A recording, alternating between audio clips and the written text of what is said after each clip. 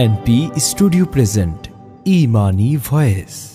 ও বাংলাদেশ জামায়াত ইসলাম মনোনীত খুলনা ডাকব পটিয়াঘাটা 1 আসনের এমপি প্রার্থী জনতা জনাব বাবু কৃষ্ণ নন্দী। এই পর্যায়ে আপনাদের সামনে প্রধান অতিথির বক্তব্য দিচ্ছেন বাবু কৃষ্ণ নন্দী। উপস্থিত মুসলমান ভাইদের প্রতি আসসালামু আলাইকুম, হিন্দু ভাইদের প্রতি নমস্কার।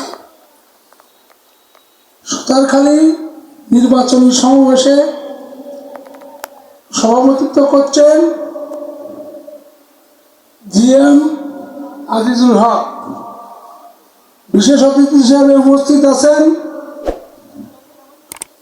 আমারই যে দায়িত্ব হাতে তুলে দিয়েছে নির্বাচন পরিচালনা কমিটির পরিচালক মাওলানা শেখ মোহাম্মদ আবু ইউসুফ। উপস্থিত আছেন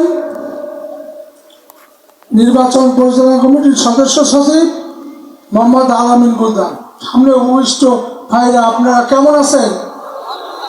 নেই, ভালো নেই। তুই চারজন আছিস করিস চান্দাবাজির গুতো আর ভালো নেই।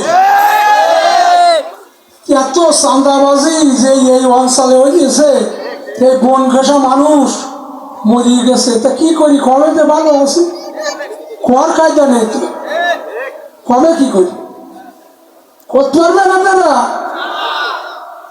তা তার জন্য ব্যবস্থা করার জন্য আমি একাই 100, আমি পারবো না। এর ব্যবস্থা আমি করতে পারবো না। ওই যে গায়ে তেল জড়াই গেছে, ওর তেল মাঠো করে দিতে পারবো না আমি। আর আমার এই এলাকায় কম বেশি যারা আছে, এ তা কবে কিছু কিছু লেডার গেছে বড় বড় তেল, তার জন্য আমার এই বাবু হাওলাদার একাই যথেষ্ট। ওই আমার নাটা নিয়ে একজন, ওই যথেষ্ট। ওর গায়ে তেল কম তো, তাই ওর দিয়ে যথেষ্ট করে দিল। উপস্থিত ভাইরা, যেহেতু আজান আগত, আমার অনেক কিছু বলার ছিল আপনাকে মাঝে, বলতেও চাইলাম, সময় তো কম, যেহেতু নামাজ পড়তে যাবেন, সেহেতু অল্প সময় না, নামাজের পরে আর দেওয়ার দরকার নেই, যেহেতু নামাজ পড়তে যাবে। এখন আপনাদের একটা কথা বলতে চাই, আপনারা চাঁদাবাজির পক্ষে থাকবেন না চাঁদাবাজির বিপক্ষে থাকবেন? তাই যদি হয়, আপনারা সুন্দরভাবে নির্বাচন পঞ্চায়েত ধৈর্য ধরেন। 12 তারিখের পরে দেখবেন দেশে একটা ভোট বিপ্লব ঘটে গেছে জামাত ইসলামী। আর এখানে কালাবগি থেকে ডাকব হেডকোয়ার্টার পর্যন্ত যে সমস্ত সকল রাস্তা ঘাট খারাপ আছে, তা আমি নির্বাচিত হতে পারলে এখানে 20 ঢালার রাস্তা করা হবে। আমি এসে এই মোটর সাইকেলে বসিয়ে আমি আরেকদিক সরিয়ে যাচ্ছি। তা আমি যদি এই হয়, তাহলে আমার জনগণ কি হচ্ছে? তা আমি নির্বাচিত হতে পারলে প্রথম কাজ থাকবে আগে রাস্তা ভালো করা।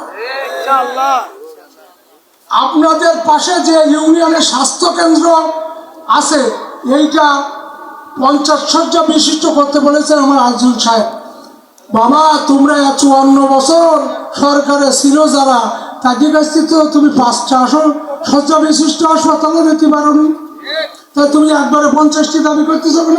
20 দিয়ে শয্যা হাসপাতাল, আমি 20 বেডের শয্যা হাসপাতাল আমি উপহার দেবো আপনার। একবারে 50টির কথা কই, ভোট নেওয়ার দরকার আমার খুব কম। সত্য কথাটা বলি, আমি জামাত ইসলাম করি। জামাত ইসলাম যারা করে মিথ্যে আশ্বাস দিয়ে ভোট নেই না, আমি নেব না। আর এখানে হাসপাতাল না থাকার কারণে যে সমস্ত মায়েরা বাচ্চা প্রসব করবে, সেই সমস্ত মেয়েদের পথে যেতে যেতে একটা সমস্যা হয়। সেই সমস্যা মা বোনদেরা থাকবে না। সুন্দরবনের গোল ঘেঁষা এই অঞ্চলকে একটা পর্যটন কেন্দ্র হিসাবে গড়ে তোলা হবে। কি হলে ভালো হবে না? তাহলে জোর দিচ্ছেন না কেন যে করতে হবে? তো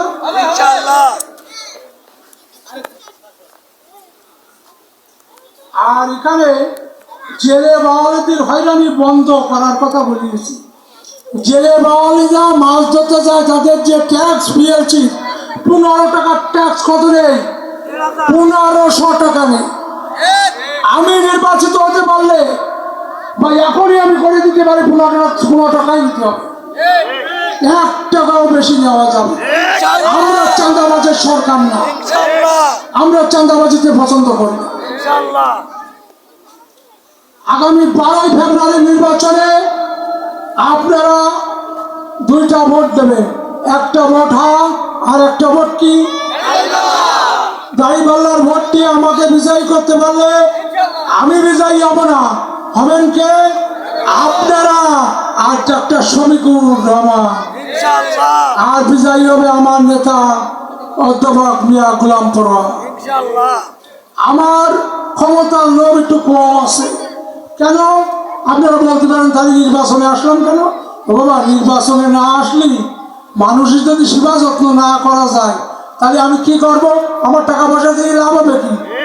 আমার টাকা পয়সা তো আছে, আমার আর এই মেরি খেয়ে নিয়ে যেতে হবে এরকম কিছু আছে? আমার বুড়ির মাপটা আজকে আপনারা নিয়ে রাখেন, নির্বাচনের পরে যদি বুড়ির মাপ না কমে তখন আপনারা বুঝিয়ে দেবেন।